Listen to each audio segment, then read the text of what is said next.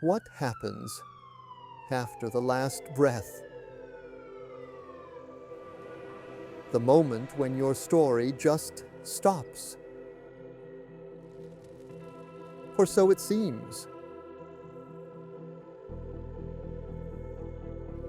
But what if the end isn't really the end?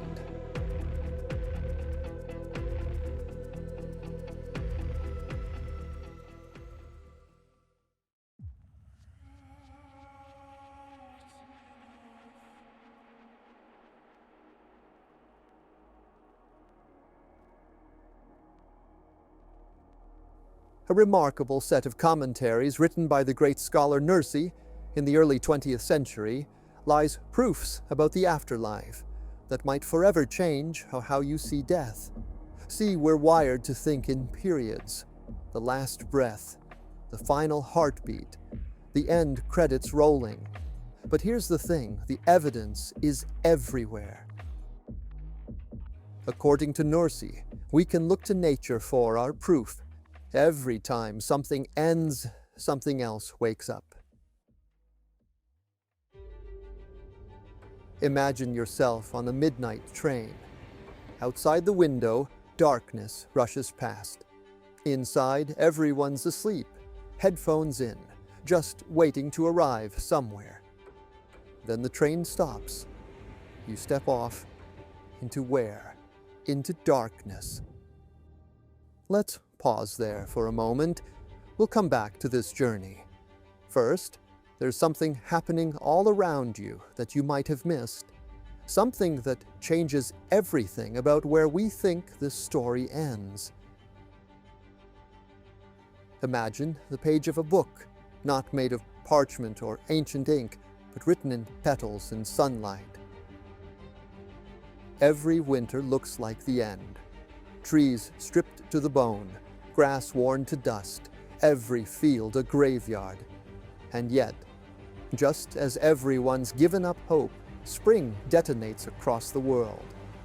Hue explodes from gray, birds return singing, forests bloom in fireworks of color. We act like this is normal, but it's not. If you saw a city flattened overnight, and then, just as fast rebuilt, brighter and better, would you shrug it off? Every living thing dead and sleeping called back. No missed names, no empty seats. Nursi puts it beautifully. Raising all beings to life in spring is easier for the divine power than resurrecting a single person after death. This is how easy for the Creator to resurrect a single person after death. Let's go beyond spring. Every second, thousands of beings are created and taken away effortlessly, like letters being written and wiped on a page. If the author behind all this can switch out the whole cast of life every season, how could reanimating a single person or a world's worth of people present any real challenge? What's harder, reviving a field of wildflowers from dust, or a single soul from memory?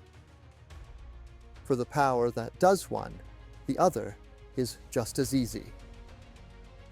That's the signature of true might. No job is big. We're just so used to the miracle, we stopped seeing it. But why would it happen at all? If this world is a stage, what's the point? Imagine the wisest king building a kingdom more grand than any dream, preparing a feast for guests from everywhere. Laughter and light fill the halls. Would any true ruler torch his palace after the last guest leaves, erase every trace of joy and meaning? A world so carefully designed, does it make sense for it all to end like this? A story written with such care demands a sequel. The majesty of dominicality, the glittering mercy of the Creator, and the order of the universe all testify. Life after death is as necessary as sunrise after night. If we recognize wisdom in design, we should expect justice and a new chapter for every person. Otherwise, what's the point of any of this? Are we really just cosmic dust randomly doing taxes and waiting to die? No, we are not. There's a sequel. Still not convinced? Turn inward. Your body is its own universe of resurrection. Skin replaces itself. Bones quietly renew every decade. Your heart beating away behind the scenes, never missing a beat. Every second, millions of cells die and are remade. Your story is a string of micro-resurrections, one after another, every hour of every day. So, is a single full resurrection out of reach for the one who already makes your body new moment by moment? You're already living through 1,000 tiny resurrections every single day. Why would your final resurrection, your ultimate rebirth, be impossible? It's literally coded into your DNA. You're built for it. Look closer at the script. Mercy is built into the blueprint of existence, the order of the universe, the cycles of loss and return, the way every ending seems to lead to a new beginning. If there's a mercy that gives meaning to rain, to rest, to a single heartbeat, would that mercy really desert us at the greatest crossroads of all? Mercy teaches that night always gives way to sunrise. Death, too, is not the end, but the necessary doorway. At this point, it's not a question of if anymore. It's when. And when it happens, it'll feel less like dying, and more like finally waking up. Remember that train we talked about earlier? When you step off, you're not stepping into darkness. You're stepping into something so real. It'll make everything you thought was real look like a dream. That's resurrection, and it's way more logical, and honestly, way more beautiful than the nothingness that people fear, but pretend they're chill about. So maybe the real question isn't, will we live again? But how do we live now, knowing the story isn't over? If this message sparked a seed of hope or curiosity in you, share it with someone who could use a little hope today.